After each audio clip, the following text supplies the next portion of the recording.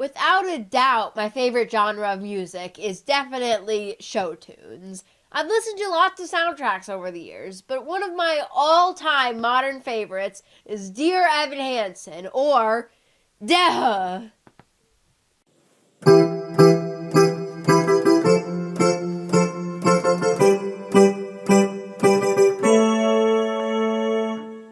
Hello, I'm Julia from Nostalgia Studios, so where we talk about your favorite things from your childhood. And today, we're going to talk about the amazing songs in Dear Evan Hansen. Not Duh, that just sounds stupid. The first thing I'm going to say is that every song in Dear Evan Hansen has some meaning, whether it's developing the characters or showing you things you wouldn't know by just watching the scene, like a character's thoughts. There aren't any just filler songs that are just to sell more tracks on iTunes. Now I'm going to talk about the songs individually and go more in-depth about them. Don't yell at me if I miss some that you like, because I'm not going to talk about all of them, just the ones that have the most, hidden meanings to me, and I think need to be talked more about their, analysis. We have 14 songs here. Don't have all day. Anybody have a map? This is an amazing opening number because it uses show not tell more than every English teacher ever tells you to show not tell. Just by watching some short scenes of the two families, you know a lot and are able to, characterize Evan and Larry and Zoe and Connor and, well, most of all, Heidi and Cynthia. Wow, in this opening number, we learn about 6 of the 8 characters in this whole play, and only 2 characters sing at all. Waving Through a Window is a popular song, and for good reason. It perfectly shows what it's like being a social outcast. It also metaphors and analogies so hard. Just to list some of them, I learned to slam on the brake before I even turn the key, step out of the sun if you keep getting burnt, on the outside always looking in, waving through a window, every sun doesn't rise, falling in a forest when there's nobody around. Though all of these are great descriptions of loneliness and social anxiety, I particularly want to focus on the last one. When you're falling in a forest and there's nobody around, do you ever really crash or even make a sound? There are 2 reasons this expression is great. First of all, it's a spin-off of if a tree falls in the forest and no one's around to hear it, does it make any noise? 2, it's exactly what happens to Evan over the summer. He falls in the forest when nobody was around, and you're going to hear about it for, the rest of the play. Trust me.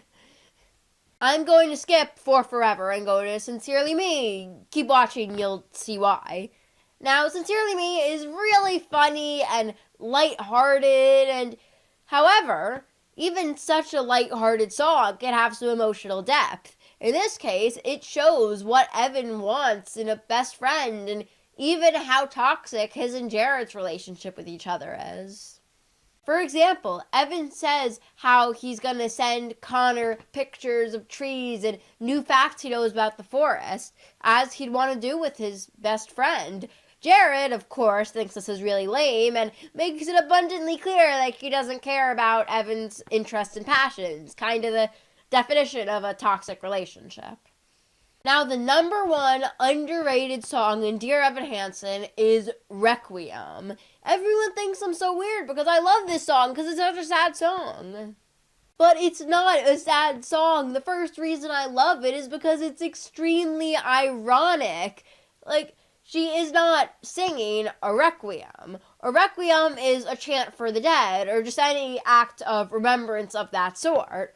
So get it? She's singing a requiem about why she isn't singing a requiem. It's such an honest song because Zoe's saying how she's not going to conform with the rest of everyone and be sad. Her brother was a monster to her. Why should she suddenly be mourning for him just because he took his own life? Although it's a slightly mean thing to say, because, her brother is dead after all, we all have been there at some point. We've not been sad about something, but just pretended we were for some reason or another. You could also see how Zoe's parents feel about the same situation. Larry is mad. He did everything he could for Connor, and his mind. But Connor still irresponsibly took his own life away and caused all this trouble and sadness again in his mind. Cynthia is also not sad, but kind of the opposite. She is able to find closure in the emails, not just about Connor's death, but also her raising him. As much as she didn't like to admit it, Connor was not a very good person. But her reading these emails about Connor having a friend and laughing and just having fun makes her realize there is something amiss and his life did have meaning. Skipping over to Disappear, my favorite part from this song is when Connor says, when you're falling in a forest and there's nobody around, all you want is for somebody to find you. Again, this is referencing Evan breaking his arm. Get used to it, you'll hear it a few more times. But this goes deeper. In real life, the first time, nobody was there when Evan broke his arm and fell. Nobody came and found him. But in his imagination, when he reimagined the scene with Connor in it, somebody, the exact person who mentions it in Disappear, says this very line, does come and find him.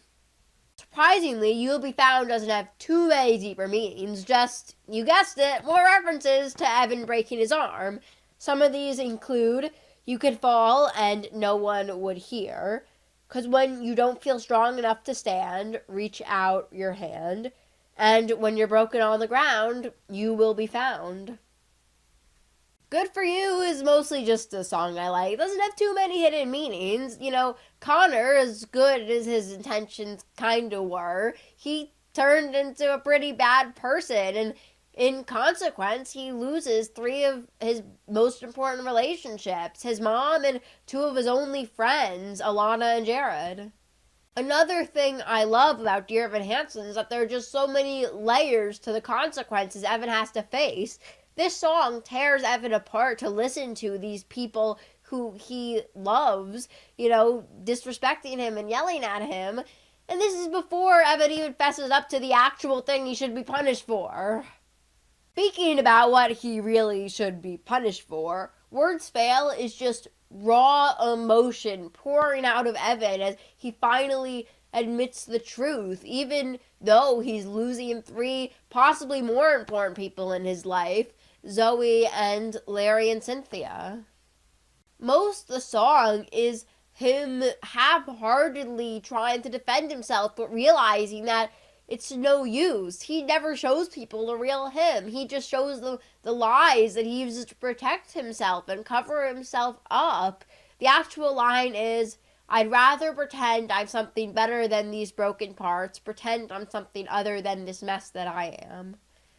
Then it goes back full circle to Waving Through a Window, saying how he always slams the brakes before he even turns the keys, and how he doesn't know how to step into the sun. I love this analogy because there's really reasoning and logic on both sides. First of all, Evan thinks, well, if I keep getting burnt, step out of the sun. Like, if, I keep getting embarrassed when I'm trying to socialize with people, stop socializing with them. Or if people don't like the real me, stop showing it to them. Later, however, it changes to, how do I step into the sun? How do I talk to people? This changes because now he's actively trying to learn how to, change and how to try to do these. Like, don't just step out of the sun, but on sunscreen. I don't know where this metaphor's going. You might have wondered in the beginning why I left out For Forever. I mean, I did, you might be wondering because I told you that I'd tell you. But, I mean, a lot of songs I just took out because there wasn't as much to analyze, or there wasn't as many hidden meanings to talk about, or this video is just getting too long anyway. But For Forever, I'm going to talk about now. The whole ending of For Forever, when Evan tries to climb up the tree and fall, it's just a huge metaphor. It symbolizes every challenge Evan faces, every social interaction he has to make. To a person with this kind of anxiety, everything is like climbing the tree. It's demanding, it's nerve-wracking, it's, hard, it's sometimes dangerous. But the sun is that reward. You keep going until you see that sun or that, success in that interaction or whatever. Of course, Evan doesn't get to the top. He falls. However, throughout the story, we learn that he didn't just fall, he let go. Evan is so used to just going in and giving up, but obviously, just like when you're climbing a tree, the higher and higher, the deeper and deeper into the conversation you get, the harder it is to let go or give up.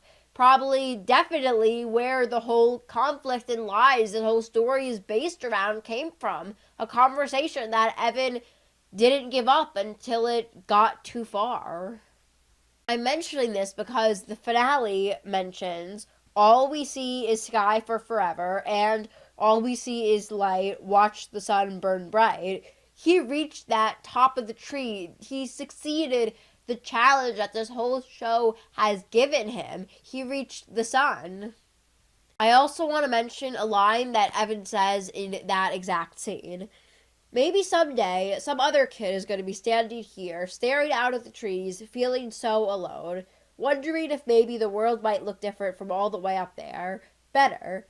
Maybe he'll start climbing, one branch at a time, and he'll keep going, even when it seems like he can't find another foothold, even when it feels hopeless, like everything is telling him to let go. This time, maybe this time, he won't let go. He'll just hold on and he'll keep going. He'll keep going until he sees the sun. Well, that's all I have for you today, guys. Make sure to like, share, and hit that notification bell. You can subscribe by clicking here and watch another video on Broadway shows by clicking here. Also, comment down below which of these analyses did you like the best, and do you have any of your own that you want to share? Make sure to leave it as a comment down below. See you guys next time. Bye!